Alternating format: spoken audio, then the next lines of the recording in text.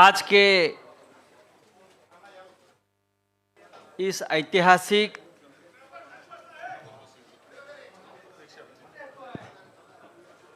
Media meet में आप सभी का स्वागत।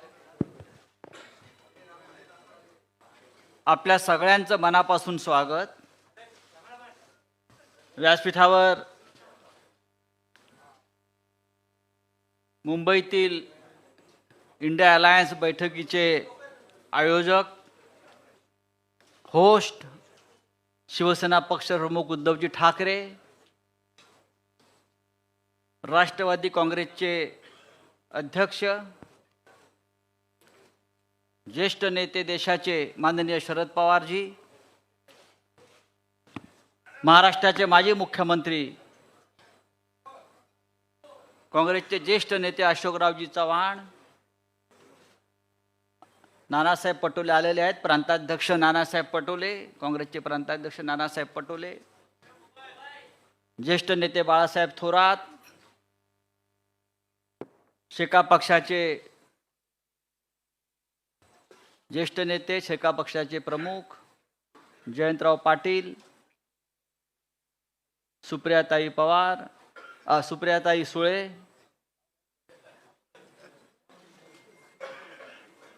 युवा सेनेचे अध्यक्ष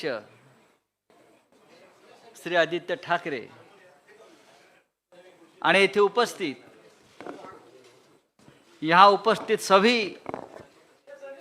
सभी पार्टी के सभी मान्यवर नेतागण और पूरे देश भर से जो मीडिया यहाँ आया है, उन सभी का मैं स्वागत करता हूँ। आज की प्रेस वार्ता बहुत ऐतिहासिक है, हिस्टोरिक है। पटना और बेंगलुरु के बाद इंडिया अलायंस मुंबई में मिलने जा रही है और उस बारे में सभी जानकारी जो आपको चाहिए, जो कल से शुरू होने जा रही है, उस बारे में आपसे बातचीत करने के लिए सभी नेतागण उपस्थित है। आपने देखा होगा कि मुंबई का पूरा माहौल इंडियामय हो गया है। पूरे देश में इंडिया की सिर्फ 3 बैठकें हो रही है, लेकिन ममता दीदी ने आज कहा है, जो ममता दीदी का भी आगमन हो रहा है, कि रसोई गैस 200 रुपया सस्ता हो गया। ये इंडिया की सिर्फ 2 बैठकों का कमाल है। लालू यादव जी कल निकले पटना से मुंबई के लिए, तब लालू जी को पूछा गया पत्रकारों से, लालू जी मुंबई में क्यों जा रहे हो? तो लालू जी ने कहा, मोदी जी के नरड़ी पर बैठने जा रहा हूं। ये कोई व्यक्तिगत लड़ाई नहीं, इसका मतलब है हम तानाशाही के खिलाफ लड़ने जा रहे हैं। और एक मुद्दा बहुत महत्वपूर्ण है, जैसे आदित्य जी आप बोल रहे थे कि आज फिर एक बार चाइना अंदर घुस गई है, आक्रमण किया है अपने जमीन पर, लद्दाख में, अरुणाचल प्रदेश में। लेकिन जैसे जैसे हमारा इंडिया आगे बढ़ेगा, वैसे वैसे चाइना पीछे हटेगी। ये इंडिया की ताकत बनते जा रही है। आज उद्धव जी, शरद पवार साहब आपसे बातचीत तो जरूर करेंगे, लेकिन मैं आपको ये बताना चाहता हूं कि हम कल और परसों 31 अगस्त एंड 1 सितंबर के इंडिया मीट की पूरी तैयारी कर चुके हैं। सभी प्रमुख नेता, सभी प्रमुख दल जो पटना में थे, जो बेंगलोर में थे, वो मुंबई में आ रहे हैं। लालू यादव जी का आगमन हो गया है, डॉक्टर फारूक अब्दुल्ला जी का आगमन हो गया है, ममता बनर्जी का आगमन हो गया है। कल मल्लिकार्जुन खड़गे साहब, सोनिया जी, राहुल जी, सब प्रमुख नेता कल आ जाएंगे। अखिलेश जी आएंगे। नीतीश कुमार जी, अरविंद केजरीवाल जी, हेमंत सोरेन जी, ये सभी मुख्यमंत्री, 6 राज्यों के मुख्यमंत्री यहाँ, स्टालिन साहब, 6 राज्यों के मुख्यमंत्री और सभी नेतागण आएंगे। आपके मन में जो भी प्रश्न है, जो भी शंकाएं हैं, उस बारे में आप सवाल पूछ सकते हैं, लेकिन मैं आपको एक विनती करूंगा कि ये प्रेस कॉन्फ्रेंस ज़्यादा लंबा मत खींचिए। जो काम की बात है वो करिए। और अब मैं नाना पटोले जी को अपनी बात रखने के लिए आमंत्रित करता हूं।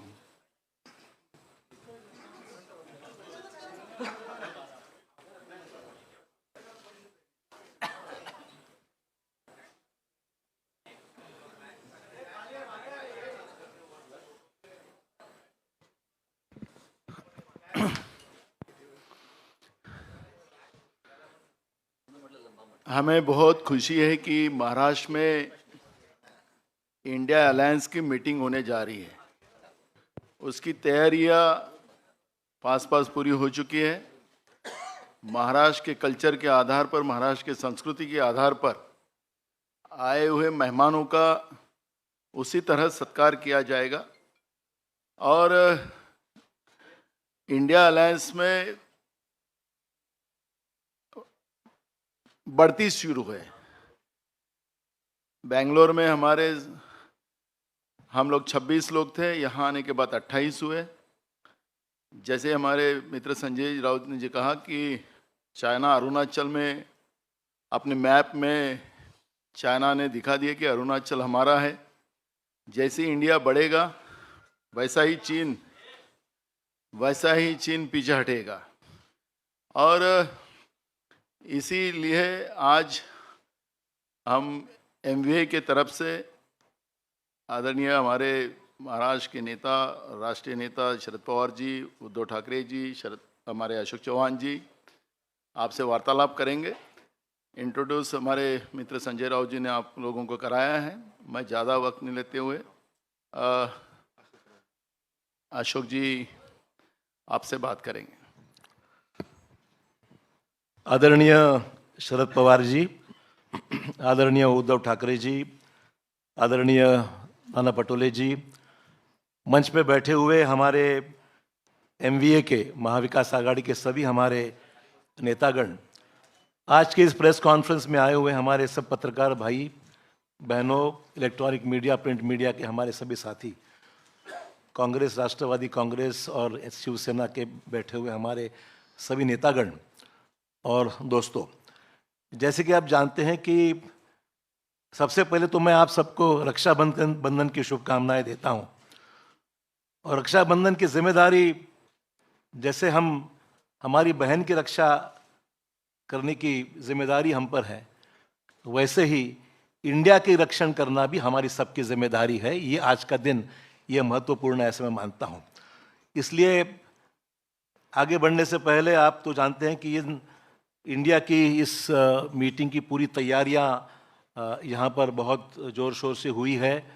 सभी राजनीतिक दल तकरीबन, पहले मीटिंग में तकरीबन 26 थे, आज 28 राजनीतिक दल इस गठबंधन में, महागठबंधन में, इंडिया की गठबंधन में आज शामिल हुए हैं। और सभी पार्टीज़ के हमारे साथी बड़े ज़ोर शोर से इस मीटिंग की सक्सेस के लिए काम कर रहे हैं। आपने देखा कि इससे पहले 2 मीटिंग्स हमारी संपन्न हुई और ये तीसरी मीटिंग हमारी होने जा रही है मुंबई में। तो हमारे सबके लिए गर्व की बात है, फ़ख्र की बात है कि आज मुंबई की इस मीटिंग में सभी यहाँ पर मौजूद है। छत्रपति शिवाजी महाराज की ये जन्मभूमि है, संत महात्माओं की ये जन्मभूमि है और शाहू फुले अम्बेडकर की विचारों की ये महाराष्ट्र है। इसीलिए मुंबई में इसकी मीटिंग होना एक अलग महत्व रखता है। छत्रपति शिवाजी महाराज ने धर्मनिरपेक्षता और कल्याणकारी राज्य के एक महान प्रतीक उनकी इमेज रही है। संत महात्माओं ने दिया हुआ मानवता और भाईचारे का संदेश हमेशा महाराष्ट्र हमने अपनाया है, उससे उससे आगे हम बढ़े हैं। और इसीलिए शाहू फुले अंबेडकर की विचारधारा को लेकर इंडिया आगे बढ़ने का हमारा सबका उद्दिष्ट है, प्रयास है। और मुंबई खास करके जब महाराष्ट्र की बात हम करते हैं तो हमारी एक हिस्टोरिकल बैकग्राउंड है। स्वतंत्रता आंदोलन हो, सामाजिक परिवर्तन के आंदोलन हो, औद्योगिक कृषि क्रांतियां हो, तो महाराष्ट्र हर रेवोल्यूशन में महाराष्ट्र हमेशा आगे रहा है और महाराष्ट्र ने देश को लीड किया है। और राजनीतिक क्रांतियां भी जो जितनी हुई है वो मुंबई और महाराष्ट्र उसका एक केंद्र रह चुका है। दोस्तों, आज सबसे अहम मसले हमारे सामने हैं जो हम देखते हैं कि महंगाई, बेरोजगारी जैसे मुद्दे पे हम लोग आवाज़ हमेशा उठाते आ रहे हैं।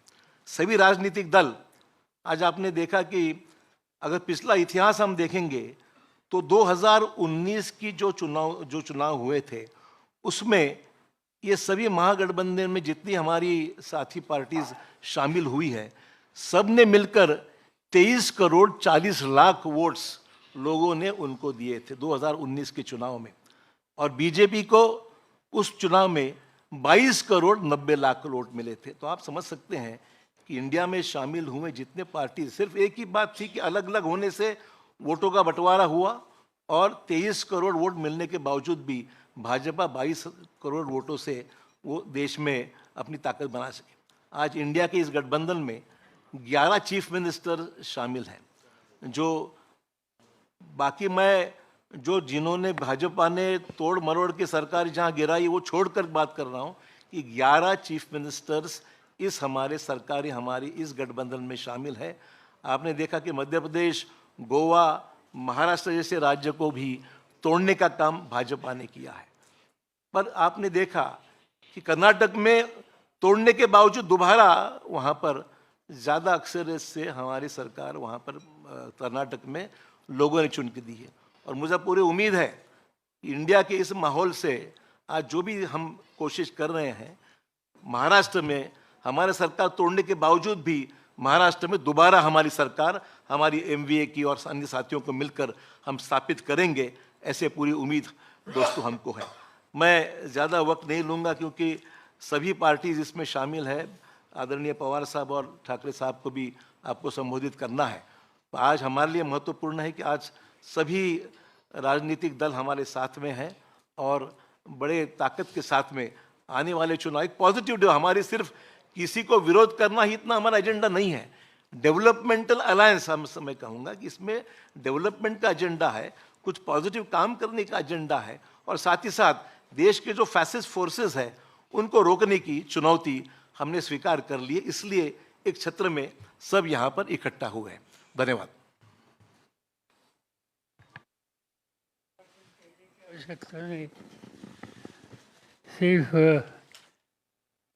चौथी राजनीतिक दल इसमें शामिल जो होने वाले हैं वो 28 है, 28, और उनके प्रतिनिधि कल के मीटिंग के जो मौजूद रहेगी, इनका नंबर 63 है। तो 63 प्रतिनिधि, 28 पॉलिटिकल पार्टी, इनका ये सम्मेलन कल से परसों से शुरू होगा। और जिस तरह से कई राज्यों से लोगों का जो इसमें इंटरेस्ट के बारे में हम सुनते हैं, इससे मुझे पूरा विश्वास है कि एक अल्टरनेटिव फोरम देश में तैयार हो जाएगा कि जो देश में परिवर्तन करना है, ये परिवर्तन के लिए मजबूत होगा। और यही काम हम लोग करेंगे, इतना ही मैं कहता हूँ। और श्री उद्धव ठाकरे, इनके पास मैं माइक देता हूँ।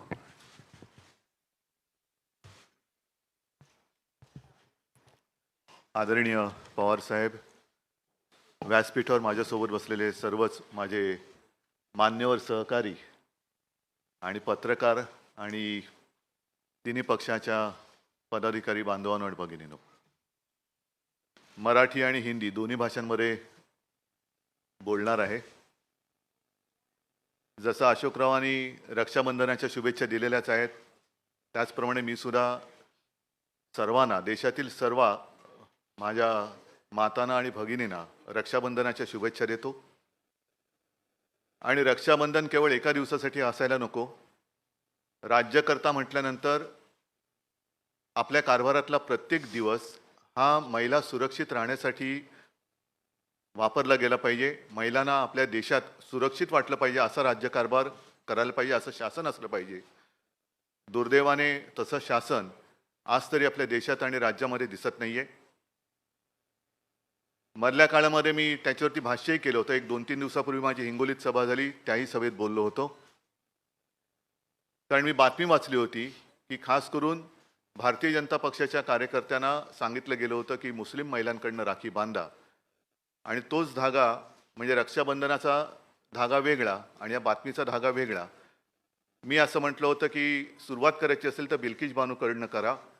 आणि मणिपूरमध्ये या 2 महिलांची धिंड ज्या पद्धतीने काढली गेली, ज्याप्रमाणे आपल्या महिला कुस्तीपटू तिकडे दिल्लीत बसल्या असताना त्यांच्याकडे दुर्लक्ष केलं गेलं, तर या सगळ्या महिलांना सुरक्षित वाटावं असं सरकार आणण्यासाठी म्हणून आम्ही सगळे एकत्र आलेलो आहोत.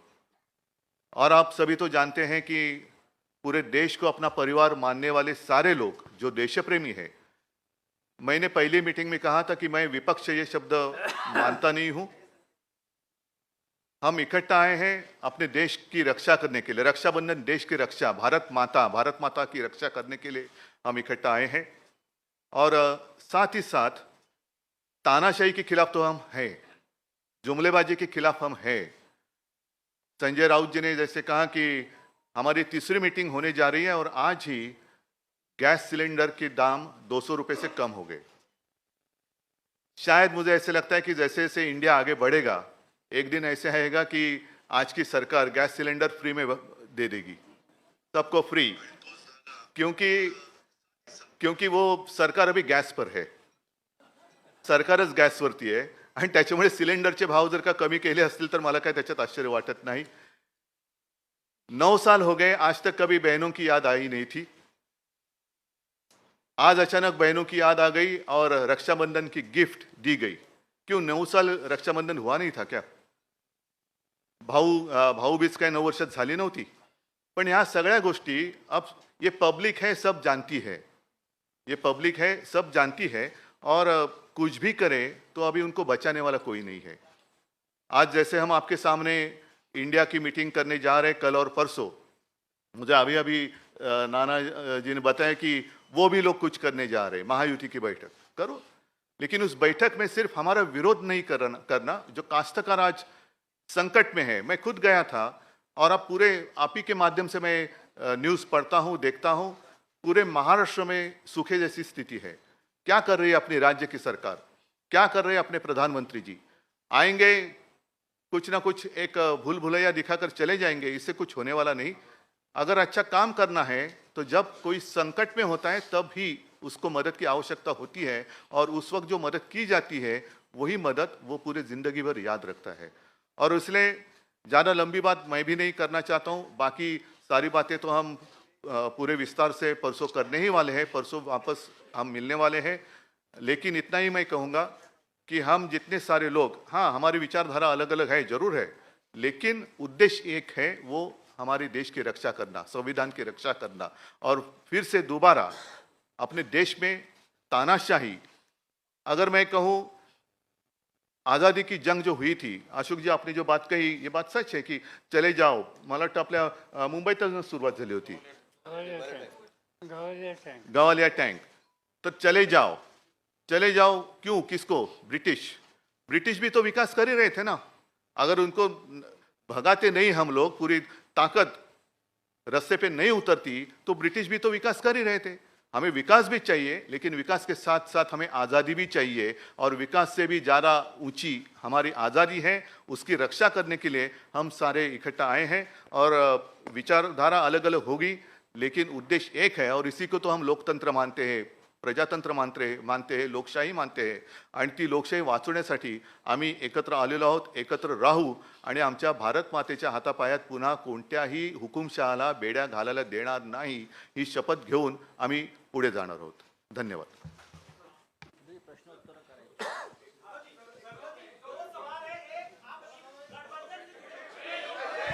शांत रहा, प्लीज सायलेन्स. एकच मिनिट, तुम्ही फक्त कोणाला प्रश्न विचारणार तेच सांगून करा.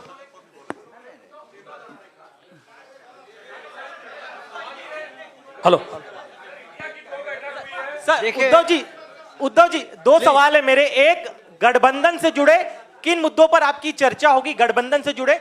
दूसरा, सारी बातें अभी कहूं तो फिर कल की मीटिंग की आवश्यकता क्या है? संयोजक कौन होंगे उसको लेकर क्लैरिटी, क्या उस पर फैसला हो जाएगा इस बैठक में? संयोजक कौन होंगे इंडिया सारी गठबंधन? बातें आपको जैसे मैंने कहा कि विस्तार से परसों आपके अरे सामने ठहरो, की उनका होने जाएगी, दो. क्योंकि ये सारे जो मामले हैं वो देश के लिए है. हमारे कोई काय त्याला म्हणतात खाजगी गोष्टी काही आम्ही त्याच्यात करायला आलेलो नाही आहोत. देशाच्या गोष्टी आहेत आणि हा देश आमचा परिवार आहे, हो, हे देश आमचं कुटुंब आहे आणि म्हणून आम्ही एकत्र आलेलो आहोत. गठबंधन के कई साथी कह रहे हैं कि हमारी पार्टी के नेता प्रधानमंत्री बनेंगे. एक अरे अरे त्यांना विचारू दे. अरे एक मिनिट, त्यांना विचारू दे ना. रुको रुको.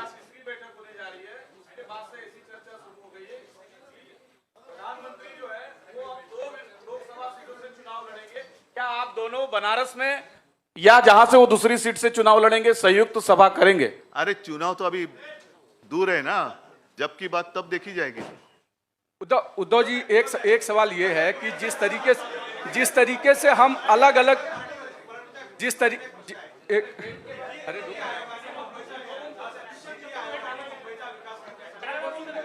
हा महत्वाचा प्रश्न आहे. नीती आयोगाने मुंबईमध्ये विकास करण्यासाठी त्यांनी एक आराखडा तयार केला आहे. महाराष्ट्रामध्ये खास करून आता केंद्राचं इकडे या ठिकाणी दखल आहे, म्हणजे मुंबईला वेगळं करण्याचा हा एक मोठा प्रयत्न आहे, डाव आहे, असं वाटतं का तुम्हाला? हा, तुमच्या प्रश्नाचा अर्थ हा सर्वसामान्य जनतेच्या मनामध्ये त्यांना तो समजलेला आहे आणि आता लोकांच्या लक्षात आलं असेल की महाविकास आघाडीचं सरकार का पडलं. कारण मी मुख्यमंत्री होतो, माझे सहकारी इकडे बसलेले आहेत, अशोकराव आहेत, आदित्य जयंतराव आहेत, थोरात साहेब आहेत. जयंतराव, तुम्ही मंत्रिमंडळात नव्हतात, नाना तर अध्यक्ष होते, पण त्यावेळेला सुद्धा केंद्रात त्यांचं सरकार असताना असा कोणताही प्रस्ताव आणण्याचं धाडस त्यांनी केलं नव्हतं. मुंबई वेगळं करणं आणि मुंबई केंद्रशासित करणं हा डाव आता उघड झालेला आहे. पण आम्ही तिकडे सत्तेत असताना हा प्रस्ताव आणण्याची त्यांची हिंमत नव्हती आणि आत्तासुद्धा हा प्रस्ताव आम्ही होऊ देणार नाही. ज्या क्षणी आमचं सरकार केंद्रात आणि राज्यात येईल त्यावेळेला हे सगळे जे काय आहे त्यांचे पाश आम्ही तोडून टाकल्याशिवाय राहणार नाही आणि मुंबईची स्वायत्तता जी आहे, महाराष्ट्र आणि प्रत्येक राज्याची स्वायत्तता आहे, ती आम्ही आभारीत ठेवू. ह्याची सुरुवात दिल्लीपासून केली गेली.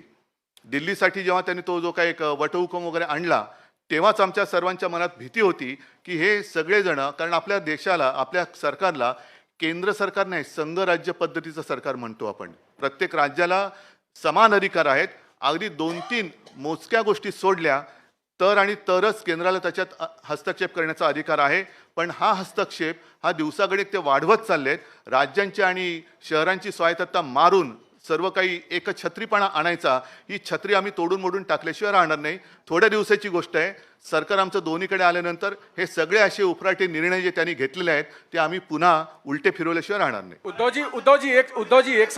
जी, दो सवाल ऐसा है कि अरे बाकी लोगों को सवाल पूछो. हम अलग अलग विचारधाराओं के साथ एक आए हैं. उद्धव जी, अब विपक्ष लगातार ये कह रहा है. मराठी होने दो. हाँ, मैं एकदा मराठी देखिए पहले मराठी पूरा होने दो. पहले मराठी करो, बाद में हिंदी में बोलेंगे. हाँ, मराठी. पहले मराठी करो. मराठी सर. हाँ, पहले मराठी करो.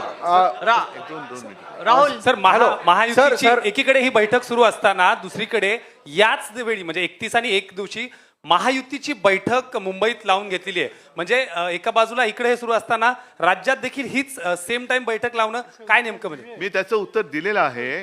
कारण गेल्या वेळेची आमची मीटिंग होती त्यावेळेलाच एनडीएची मीटिंग लावली होती आणि मी परवाच्या सभेत म्हटलंय की आता एनडीएचा अमिबा झालेला आहे.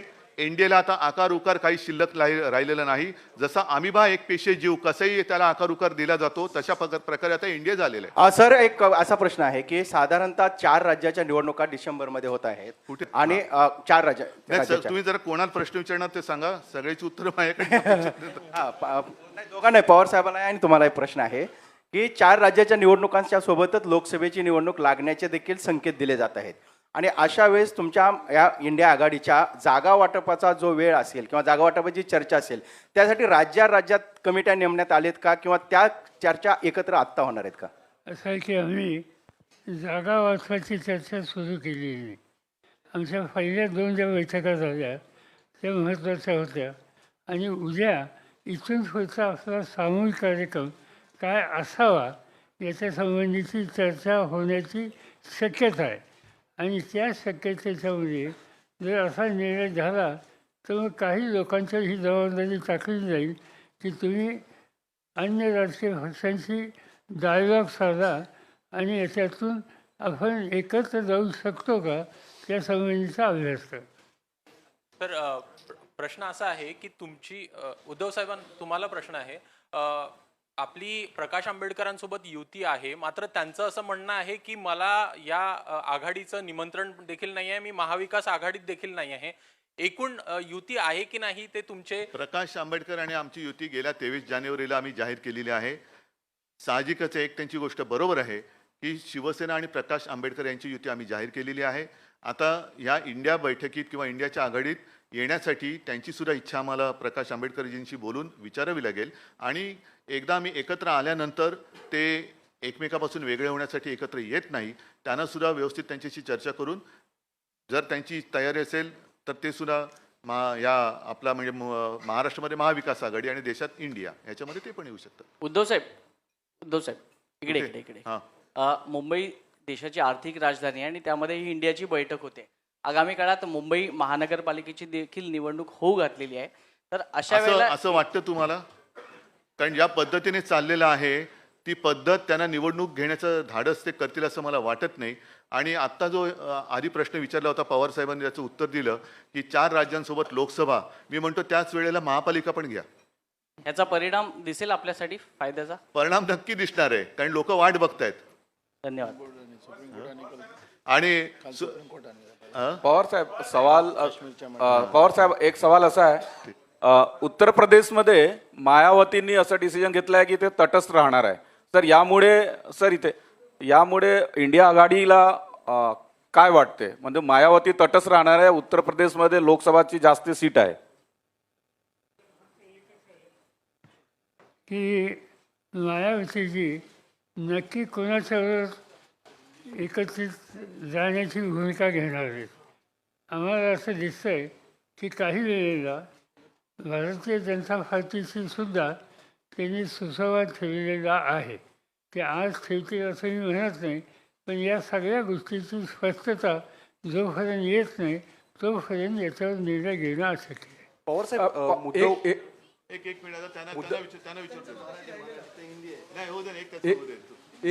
एक सवाल ये है कि पवार साहब आपसे और उद्धव जी आपसे दोनों लोगों से, क्योंकि ये अलग अलग विचारधाराओं का अलायंस है, तो ऐसे में इस पूरे चीज़ों को जब आगे बढ़ेगा तो एक कोऑर्डिनेशन कमेटी की ज़रूरत पड़ेगी, क्योंकि ये लगातार चल रहा है. तो उसको लेकर क्या संयोजन समिति अलग से बनाई जाएगी? और दूसरा सवाल ये है कि विपक्ष जो सरकार में बैठे लोग हैं वो लगातार आप लोगों पर कह रहे हैं कि अभी तक कोई चेहरा आप लोग तय नहीं कर पा रहे हैं, तो प्रधानमंत्री पद का उम्मीदवार कैसे तय कर लेंगे? बात ऐसी है कि अलग अलग पार्टीज है, ये बात सच है, मगर बैठ कर डिस्कस करके मिनिमम कॉमन प्रोग्राम हम तैयार कर सकते हैं और मिनिमम एग्रीड प्रोग्राम इसके आधारित हम आगे जा सकते हैं.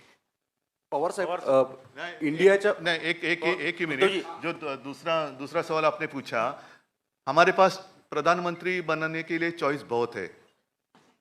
सवाल यह है कि भाजपा के पास और चॉइस क्या है? जो 10 साल बैठे थे उन्होंने क्या किया सब लोग देख रहे हैं, सब लोगों ने उनका अनुभव लिया है. अब बीजेपी के सामने सवाल है कि अरे अभी चुनाव जीतना है, क्योंकि कर्नाटक में तो देखा आपने कोई कामयाबी हासिल नहीं हुई. बजरंग बली भी लाना पड़ा उनको, लेकिन तो भी बजरंग बली ने उनको आशीर्वाद नहीं दिए.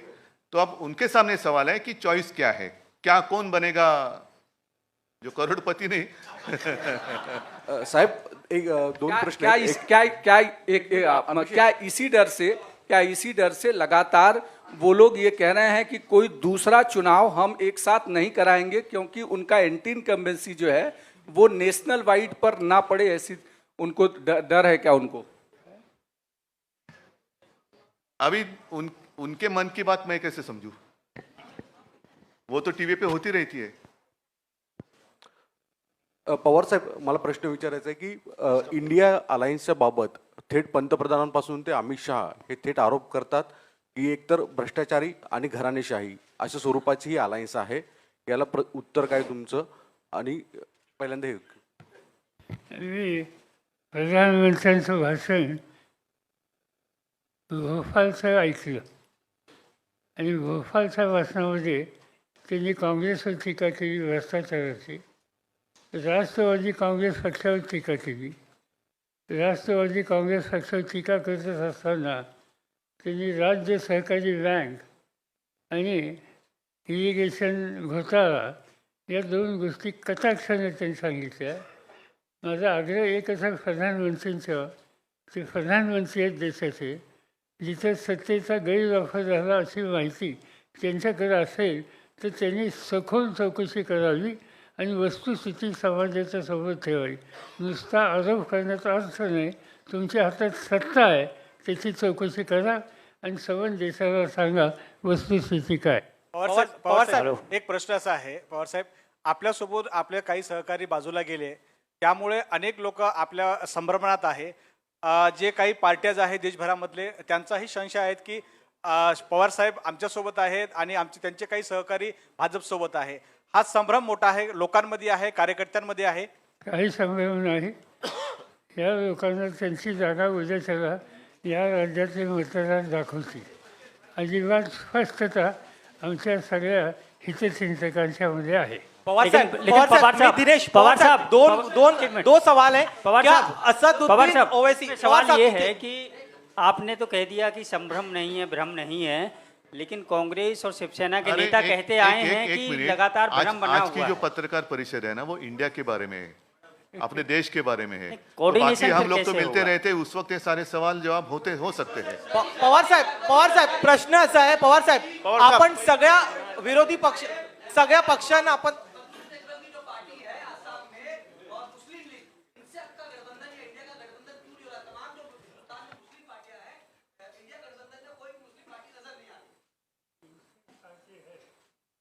उन्होंने मुझसे बात की है और उनकी तैयारी है हम लोगों के साथ जाने की. तो ये कोई अकेला इस पर डिसीजन ले नहीं सकता. इस पर कांग्रेस के साथ बात करनी होगी, उद्धव जी के नेतृत्व वाली शिवसेना के साथ बातचीत करनी होगी और इस पर कलेक्टिव डिसीजन होगा.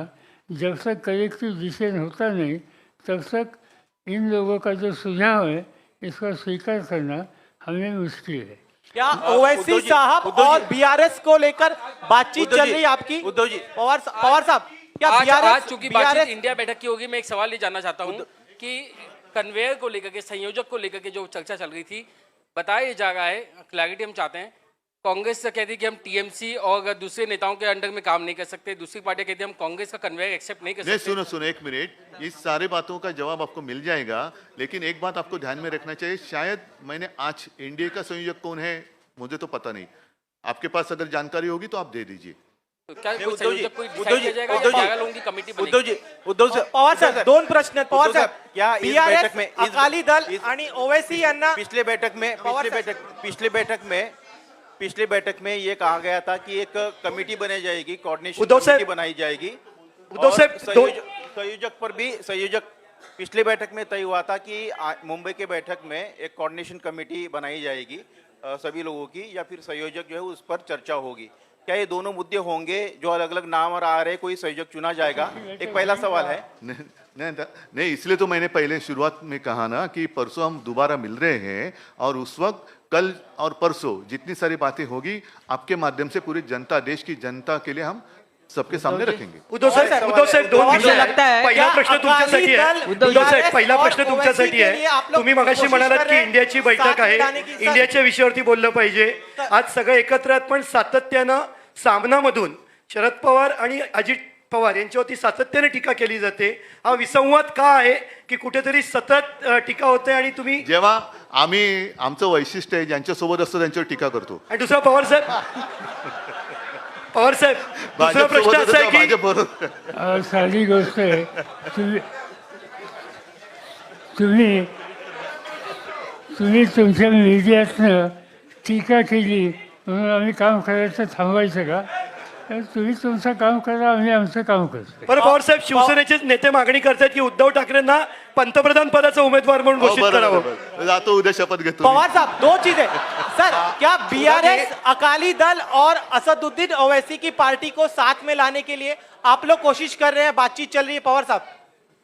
बात अभी तक हुई नहीं, मगर अकाली दल की इनकी एक भावना है कि इसमें साथ जा सकते हैं तो हम सोच सकते हैं, मगर इतना वो आसान नहीं है, क्योंकि हमारे साथ केजरीवाल है, पंजाब की हुकूमत उनके हाथ में है, कांग्रेस पार्टी की वहाँ नीति अलग है, और इसलिए हम जिससे हमारे डिफरेंसेस बढ़ेंगे ऐसा काम कुछ नहीं करेंगे. उद्धव साहेब